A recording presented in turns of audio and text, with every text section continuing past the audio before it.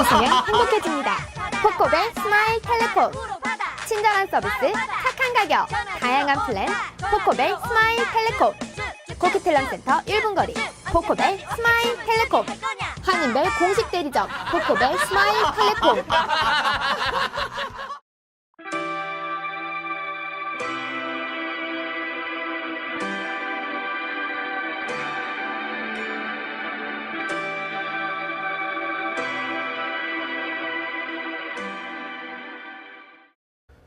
BC주가 미국 태평양 연안의 세 개 주인 오리건, 워싱턴, 캘리포니아주와 온실가스 배출을 억제하기 위한 공동 노력을 펴기로 합의했습니다.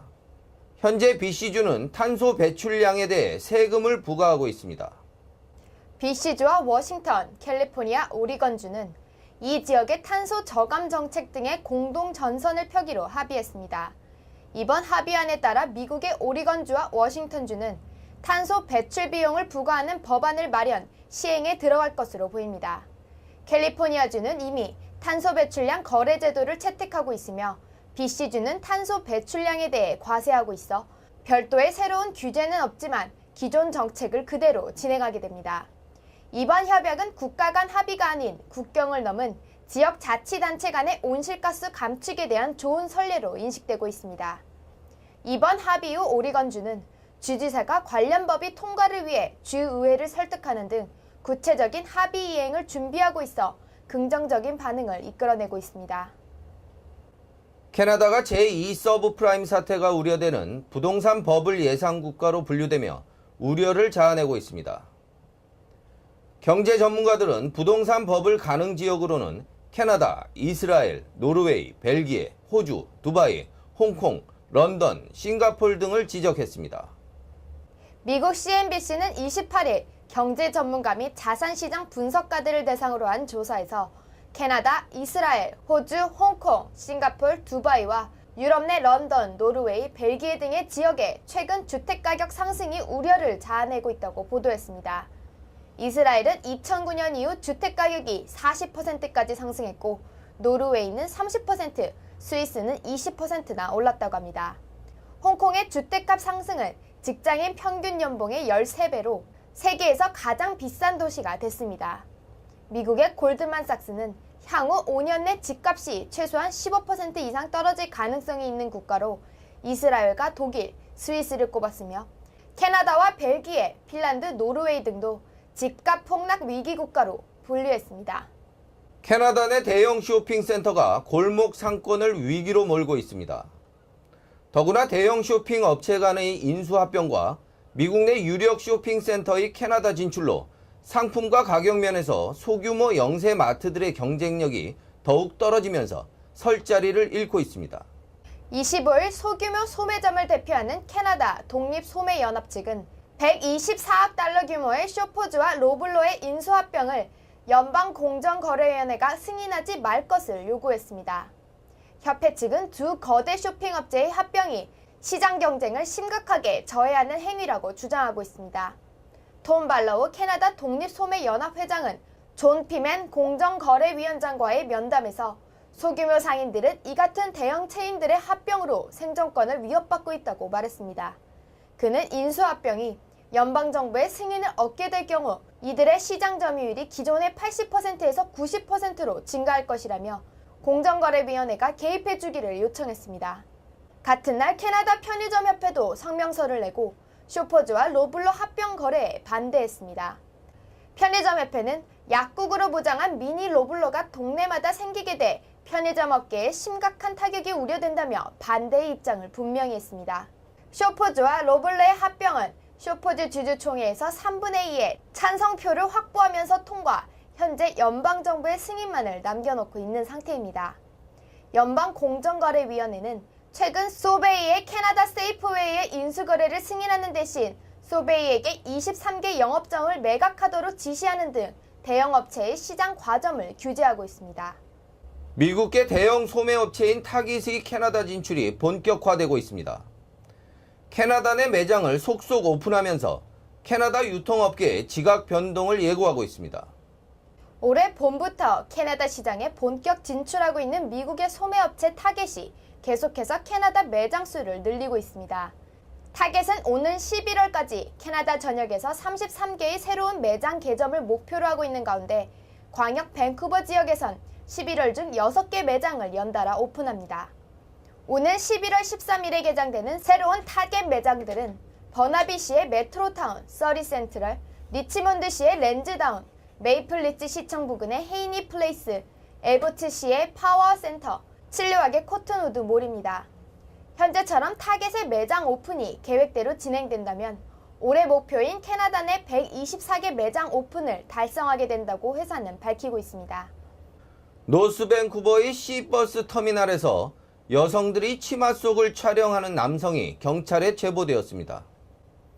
밴쿠버 경찰은 대중교통시설에서 여성들의 치마 속을 촬영하는 등 성적 관음증 환자를 목격했다는 제보를 받고 조사 중입니다.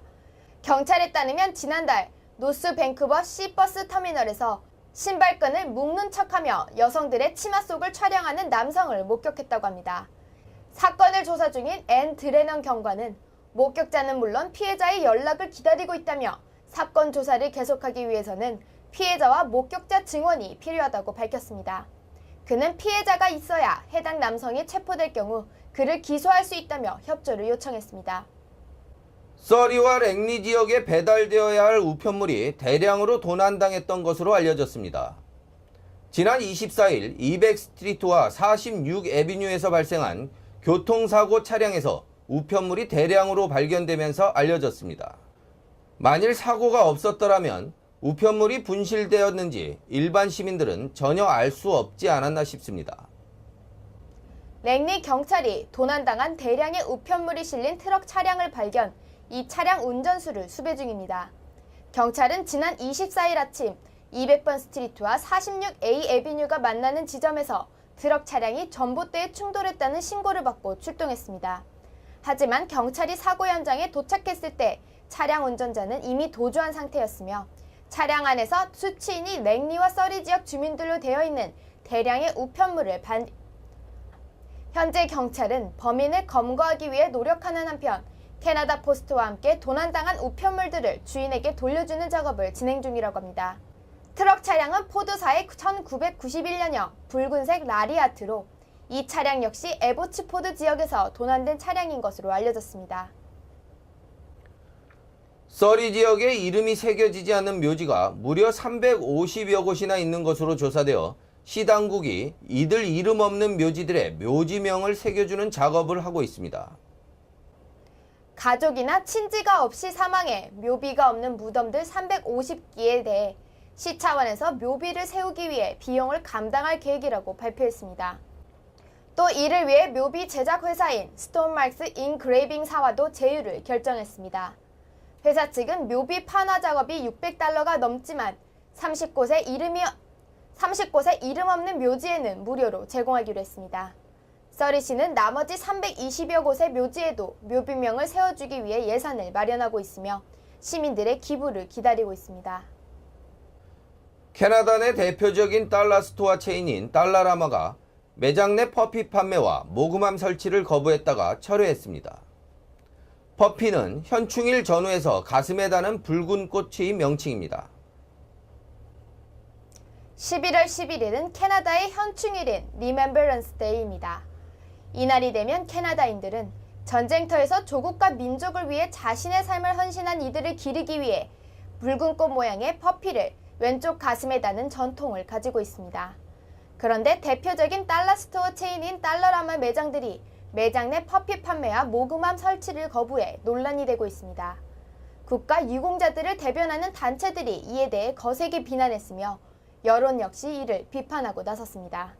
결국 달러라마 측은 퍼피 판매와 모금함 설치를 매장 입구에 허용하는 것으로 입장을 바꾸었습니다. 그러나 여전히 달러라마 측은 퍼피 판매에는 참여하지 않겠다는 입장입니다. 회사 측은 매장 내에 모금함이 설치될 경우 도난 등의 사고가 발생할 시 매장 측도 책임을 피할 수 없으며 매장 직원 역시 모금함 관리에 신경을 쓸 수도 책임을 질 수도 없다고 설명했습니다. 한편 달러라마와 함께 퍼피 판매와 모금함 설치를 거부했던 달러트리는 비판 여론이 거세지자 매장 내의 계산대 옆에 퍼피 판매와 함께 모금함을 설치할 수 있다고 발표했습니다. 12살 먹은 캐나다 소년이 정부 사이트와 경찰 웹사이트를 해킹하다 관계 당국의 덜미를 잡혔습니다. 26일 토론토 선 등 언론에 따르면 이 소년은 비디오 게임을 대가로 받고 해킹한 자료들을 해킹 그룹인 어너니머스에 넘겼다고 합니다. 스스로 어너니머스를 위해 활동하던 12살 소년이 정부 사이트, 경찰 웹사이트 등을 해킹하다 관계 당국의 꼬리를 잡혀 경찰에 입건되었습니다. 26일 토론토 선 등 캐나다 언론들은 이 소년은 지난해부터 주요 정부기관과 경찰 웹사이트들을 해킹해 내부 정보를 빼왔다고 전했습니다. 소년은 PC 세대를 이용해 몬트리올 경찰, 퀘벡 공공보건소, 칠레 정부 웹사이트 등을 해킹했고 정보를 빼낸 것으로 알려졌습니다. 각각의 PC는 디도스 공격용과 해당 홈페이지 변환용 그리고 데이터베이스 접근용으로 사용되었습니다. 소년의 해킹으로 해당 사이트는 트래픽 장애를 일으켰으며 서버 다운으로 이어졌습니다. 소년 해커는 대상 사이트 화면을 마음대로 바꾸는 디페이스를 시도했고 사용자 정보에까지 접근할 수 있었다고 합니다. 그는 이렇게 수집한 정보를 어너니머스 소속 해커들에게 넘기는 대가로 비디오 게임을 받았다고 합니다. 사법당국은 소년 해커로 인해 6만 달러 상당의 피해가 발생했다고 밝혔습니다. 캐나다에서는 지난 2000년에도 15살짜리 소년 해커가 마피아 보이라는 이름으로 활동하며 17억 달러 상당의 피해를 입힌 바 있습니다. 마피아 보이는 8개월간 소년원 구금 처분을 받았고 사이버 보안 관련 직업을 제한받기도 했습니다. 손쉬운 해킹 기술이 널리 퍼지면서 도덕관념이 부족한 청소년들이 사이버 범죄의 위험에 노출되어 있어 보호자들의 주의가 필요한 것 같습니다. 손석희 앵커가 진행하는 JTBC 뉴스9이 한국의 뉴스 선호도 조사에서 방송사 중 가장 빠른 상승세를 나타냈습니다. 캐나다에서도 밴쿠버 중앙일보 홈페이지와 JTB를 통해 업로드되는 뉴스9은 매일 신규 시청자 수가 늘어나면서 BC주 5만 명을 기준으로 10%에 육박하는 방문수를 기록하고 있으며 계속 늘어나는 추세입니다. 29일 한국의 여론조사 기관 갤럽이 발표한 한국인이 즐겨보는 뉴스 채널 결과에 의하면 손석희 앵커가 진행하는 JTBC 뉴스9이 9월, 10월 뉴스 선호도 3%를 기록하며 1월에서 8월 0.4% 대비 7배 이상 상승했습니다. 또한 뉴스9은 20대부터 50대까지 시청자들에게 고른 선호도를 보여 더욱 눈길을 끌고 있습니다. JTBC 뉴스9은 시청률에서도 비지상파 메인 뉴스 최고 시청률을 기록했습니다.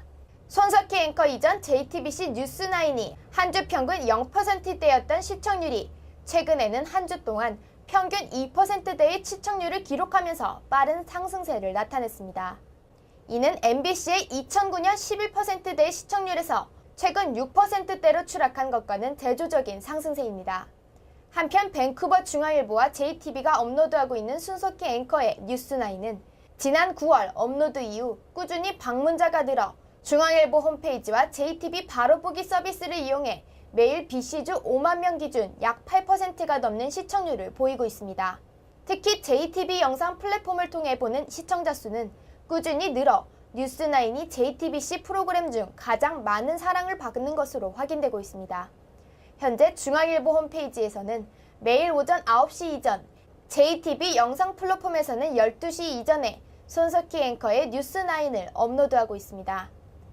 코키들람 보궐선거에서 낙선한 김봉환 후보는 자신을 지지해준 교민들에게 그동안의 성원에 감사하다고 말하며 이번 선거를 통해 많은 것을 배웠다고 말했습니다. 김 후보는 한인들, 특히 젊은 층의 정치 관심을 촉구하기도 했습니다. 지난 26일 치러진 코키틀람 시의회 보궐선거에서 크리스 윌슨과 보니타 자릴로 후보가 1위와 2위를 기록하면서 시의회 진출에 성공했습니다. 이번 선거에서 8위의 성적으로 낙선의 고배를 마신 김봉환 후보는 결과 여부에 관계없이 후회하지 않은 한판 선거였다며 무엇보다도 이번 선거운동을 통해 밴쿠버의 많은 교민들을 만나 이야기할 수 있었던 것은 큰 행복이었다고 말했습니다.